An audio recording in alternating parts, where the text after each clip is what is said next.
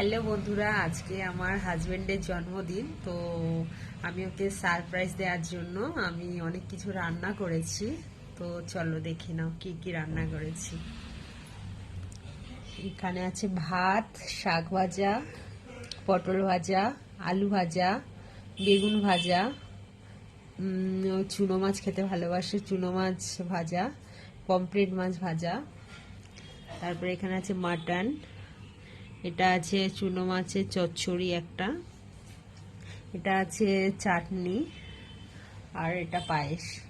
তো অ্যাকচুয়ালি ও জানে না আমি এত কিছু রান্না করেছি। আমি সকালবেলা বলেছি আমার ছেলের পরীক্ষা চলছে এখন, তো ওখানে আমি বলেছি আজকে আমি কিছু রান্না করতে পারবো না বেশি কিছু, তোমার জন্মদিন তো আজ পায়েস করব শুধু, আর কিছু করব না।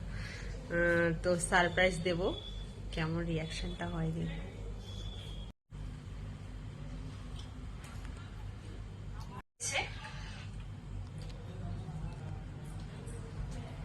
বাবু হ্যাপি বার্থডে জানিয়েছিস বাবাকে?